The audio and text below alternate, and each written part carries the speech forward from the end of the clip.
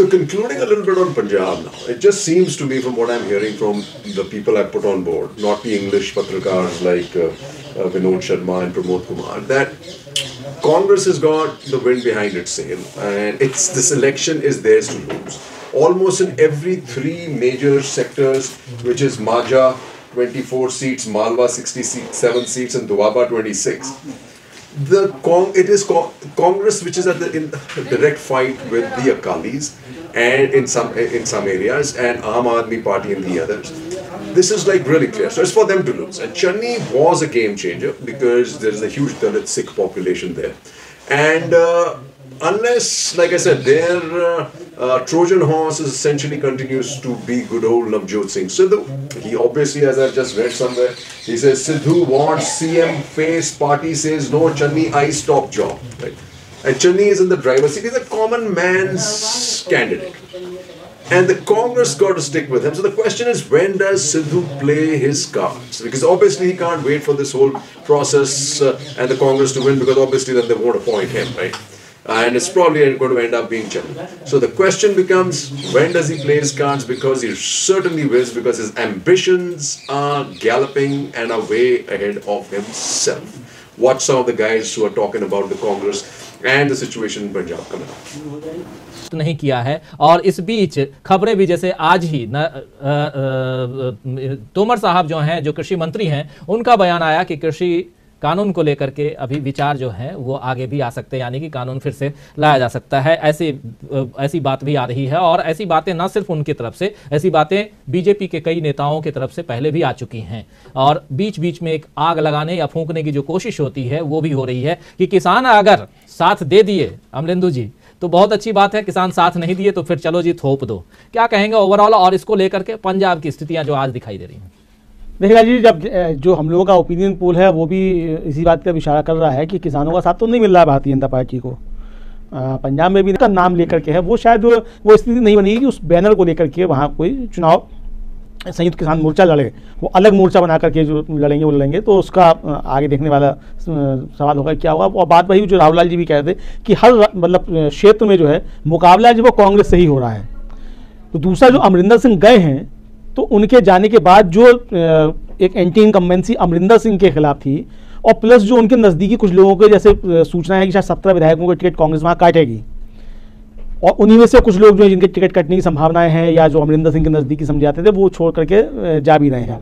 तो ये जो सूचना आ रही है, तो मुझे लगता है कि इससे कांग्रेस को नुकसान होने की वजह शायद कुछ फायदा ही एक तरीके से होगा। और अमरिंदर सिंह का जिस तरीके से भाजपा के साथ अगर अमरिंदर सिंह अलग लड़ते तो मुझे लगता है कि शायद ज़्यादा नुकसान पहुंचा सकते हैं, लेकिन जब भाजपा के साथ उनका गठबंधन की जो बातचीत हो गई और घोषणा हो गई, उससे मुझे लगता है कि उन्होंने अपने बाकी जो किया कराया था उस पर भी अमरिंदर सिंह ने पानी फेर लिया। तो इसलिए जो नुकसान या लाभ जो भी स्थिति थी वो अमरिंदर सिंह की स्थिति में अब नहीं रह गए कि कांग्रेस को कुछ नुकसान पहुंचा पाए, भाजपा को कोई फायदा पहुंचा पाए। ये मुझको लगता है, और जो हम लगता है कि हमारे इसमें भी रिफ्लेक्ट हो रहा है कुल मिलाकर के। जहाँ तक आम आदमी पार्टी का सवाल है 26 से 28 तक, मुझे लगता है कि ये भी शायद और कम होगा, क्योंकि वहाँ मुझे ध्यान नहीं पड़ा, शिवेंद्र जी ठीक से बताएंगे, वहाँ शायद ये चर्चा एक आम है कि अरविंद केजरीवाल की पत्नी का कहीं से जो है कुछ वोट बनवा लिया गया हो। किसी नेता ने वहाँ कांग्रेस से सवाल भी पूछा है कि सीधे सीधे बताइए कि आपकी पत्नी का वोट यहाँ बना है कि नहीं बना है। तो अगर ये सूचनाएं हैं तो ये आम आदमी पार्टी के अंदर जो है बहुत ज़बरदस्त तरीके से वहाँ डिफरेंसेस जो पैदा होंगे। जिस तरीके से भगवत मान को जो है वो एक किनारे किया जा रहा है, और दिल्ली से जाकर के जो टीम सब जहाँ वो सब चीज़ें संभाल रही है, तो इसका भी फिर जो है वो जो अभी दिख रहा है हमको आम आदमी पार्टी 26 से 28 बीच में, तो ये भी मुझे लगता है फिर ये भी 13 से 15 के बीच में कहीं ना आकर के ये टिक जाए। अगर ये बात आ गई और लोगों ने निकाल दिया वोटर लिस्ट आने पर कि अरविंद केजरीवाल की पत्नी का यहाँ वोट बन चुका है, तो ये फिर वहाँ स्थिति जो मुझे लगता है फिर और एकदम से बदल देगी।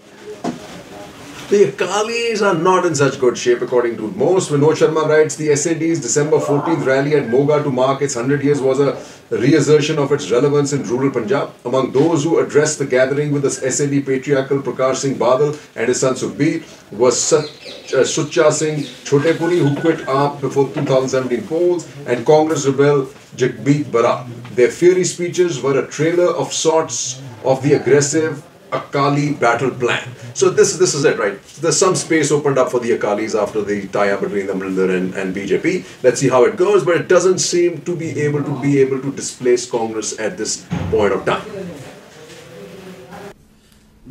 पंजाब के बारे में सिर्फ राजीव जी मैं दो बातें कहना चाहता हूँ, बाकी तो मैं सहमत हूँ जो हमारे साथी कह रहे हैं।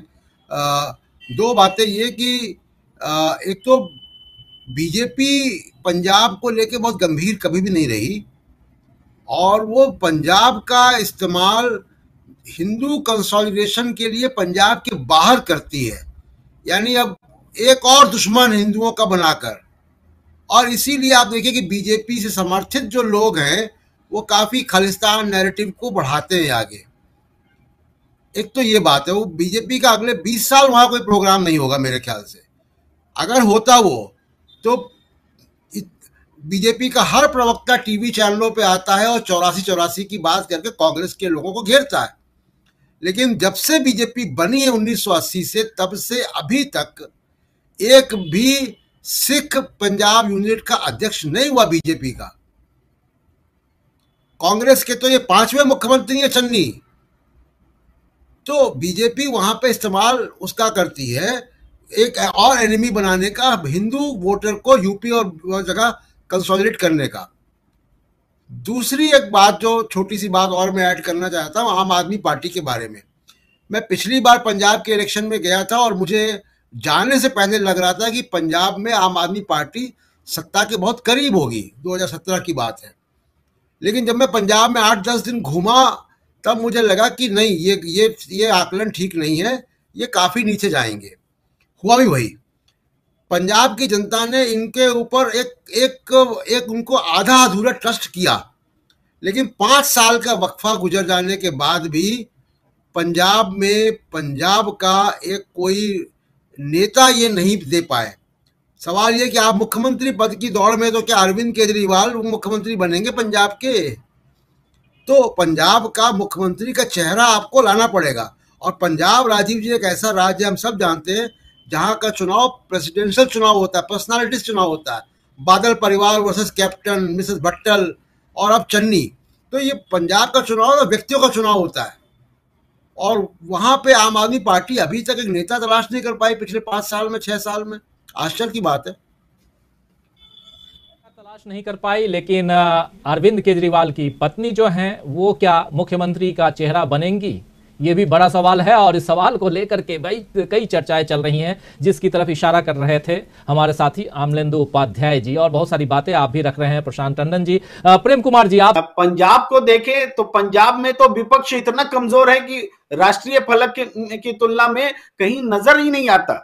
और ये बात सर्वे तो कह ही रही है, पिछले दौर के में हमने देखा भी है। देखिए, बीजेपी या अकाली दल, बीजेपी का गठबंधन जो चुनाव लड़ने जा रहा है वो हाशिए पर है, सर्वे भी बता रहे हैं। और अकाली दल भी कहीं पिछला परफॉर्मेंस भी संभालता हुआ नहीं दिख रहा है, और पूरे दौर में विपक्ष की भूमिका में भी नहीं दिखा। और आज अगर किसान आते हैं चुनाव मैदान में, तो किसान की पूरी लड़ाई केंद्र सरकार के खिलाफ थी, स्टेट गवर्नमेंट के खिलाफ नहीं थी। इसलिए वहां भी वो कांग्रेस के खिलाफ विपक्ष या विकल्प बन करके कोई किसान संगठन वहां खड़ा हो जाएगा, वो भी इतने थोड़े समय में, ये कल्पनातीत है। तो ये तो आप टोकन ही समझिए कि वो चुनाव मैदान में होंगे, वो कोई रिजल्ट लेकर के आएगा, ये बिल्कुल नहीं है। मेरी पूरी क्लैरिटी है, मेरा पूरा जो भी राजनीतिक विश्लेषण करने की क्षमता है, उसके आधार पर मैं कह रहा हूं कि जो भी किसान आंदोलन वहां पर जाने वाले हैं चुनाव मैदान में, तो वो रिजल्ट नहीं निकाल पाएंगे। अब आम आदमी पार्टी के बारे में जो टंडन जी ने बताया, बहुत सही बताया, सटीक बताया। विपक्ष के तौर पर आम आदमी पार्टी खुद को खड़ा नहीं कर पाई है। तो जो आप फर्क पिछले चुनाव और अभी चुनाव में 2-4 सीटों का दिखा रहे हैं, वो कांग्रेस से उठा करके आम आदमी पार्टी के बीच में ही जाने का दिखता है। तो वो भी संभव होगा कि नहीं होगा, इसमें मुझे संदेह है। बल्कि हो सकता है जो चन्नी जी के आने के बाद जिस तरीके से कांग्रेस ने फिर से एक बार कनेक्ट किया है, और नवजोत सिंह सिद्धू एक बड़ा फैक्टर जिसकी हम लोगों ने अब तक चर्चा नहीं की है। नवजोत सिंह सिद्धू को जिस तरीके से पेंट करके, देश विरोधी बता करके बीजेपी देश में सियासत करती है, वो नवजोत सिंह सिद्धू पंजाब में बहुत लोकप्रिय चेहरा है। पंजाब को करतारपुरा कॉरिडोर दिलाने का श्रेय नवजोत सिंह सिद्धू को, बेअदबी मामले में आवाज उठाने का श्रेय ये नवजोत सिंह सिद्धू, पार्टी के भीतर उन मुद्दों से लड़ने का श्रेय जो कि विपक्ष का काम था, वो भी विपक्ष नवजोत सिंह सिद्धू, तो यानी विपक्ष का काम भी नवजोत सिंह सिद्धू कर रहे हैं। तो वहां विपक्ष तो देख नहीं रहा है, ये एक तरफा लड़ाई मुझे कांग्रेस के हक में दिख जाती हुई चुनाव परिणाम जो है वो जाता हुआ नजर आ रहा है। और आप देखेंगे यही होगा, वहां विपक्ष अब तक नहीं कंसोलिडेट कर पाया, बल्कि पिछले मुकाबले, चुनाव के मुकाबले अकाली दल और बीजेपी भी अलग हो चुके हैं। अब आम आदमी पार्टी है तो उसका क्षेत्र विशेष में ही आमना सामना है, पूरे पंजाब में नहीं है कांग्रेस के साथ। तो कांग्रेस से पूरे प्रदेश में लड़ती हुई कोई पार्टी या कोई गठबंधन आज तक खड़ा ही नहीं हो पाया। तो ये जो चुनाव सर्वे बता रहा है, चुनाव सीटें जो बता रही हैं, हमें लग रहा है कि पिछला जो चुनाव परफॉर्मेंस था उसमें कुछ एड ऑन हो सकता है, उससे नीचे जाता हुआ मुझे नजर नहीं आता। फिर भी आपने जो आकलन किया है वो बहुत सटीक है जी। संगठित होकर के चुनाव लड़ रही है। जो नकारात्मक रुझान की बात हो रही थी कि कैप्टन अमरिंदर सिंह के ऊपर जो था लग रहे थे, आरोप लग रहे थे, उनसे पीछा छुड़ा लिया है कांग्रेस ने। और अमरिंदर सिंह ने भारतीय जनता पार्टी के साथ समझौता करके, तालमेल करके ये साबित कर दिया है कि उनको हटाने का राहुल गांधी और प्रियंका गांधी का फैसला बिल्कुल जायज़ था, सही था।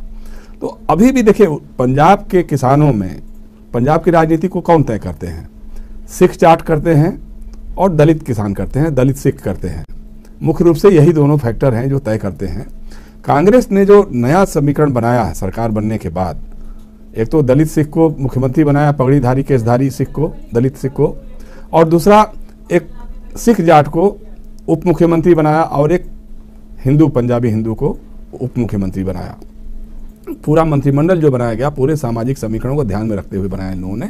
और चन्नी को जैसे पहले लोगों ने समझा था कि साहब वो रबर स्टैंप मुख्यमंत्री होंगे और उनको कोई भी घुमा सकता है, लेकिन वो इतने तेज निकले, इतने तेज, मतलब लगातार उनके फैसले होते गए, इतने कम समय में लगा कि क्या कर पाएंगे, लेकिन उन्होंने वो उतना सब कर दिया जितना कोई 4-5 साल में भी नहीं कर पाता होगा। और एक संकेत तो मिलता ही है ना कि ये सरकार आने वाले दिनों में क्या क्या करने वाली है। तो ये सारा चीज़ें, अच्छा जैसा भी बहुत सही कर रहे थे हम प्रेम से। So what do we have here? Choice for Punjab by Pramod Kumar. He says, Aam Aadmi Party seems to be galloping like a horse without a rider, hoping to win the race. Unlikely. AAP's vote share, for instance, declined between 2014 and 19 parliamentary election from 24 to 7%. The Bharatiya Janata Party, without a strong political base, has aligned with Captain Amarinder Singh, but his baggage of non-performance in Punjab might combine with BJP's own anti-incumbency at the centre. On the other hand, the Akali Dal is a relatively stable party and has an undisputed leader in Sukhbir Badal, though in recent times it is struggling to prove itself as a regional party. The urban Hindus and scheduled castes could turn out to be the game changers. The Jat peasantry is divided, which has obviously had hegemonic control over politics. The nomination of scheduled caste chief minister for the first time has created a new buzz. That's for sure. And ever since Chenni was appointed, everybody's been trying to rewrite their playbook. The other thing that is fact is true is the fact that the Kisans have not forgiven the centre, which means the Kisan is not going to go with the combine of BJP and Amarinder Singh. BJP, on the other hand, is playing this dubious game of divide and rule. Is creating another enemy for its UP elections and Uttarakhand elections, which will be the Khalistanis. Collateral damage will be the Punjabi and the Sikh. So we have to be really, really careful. But what is clear is anybody who ties up with the BJP is going to have a lot of trouble in Punjab, folks. So cheers.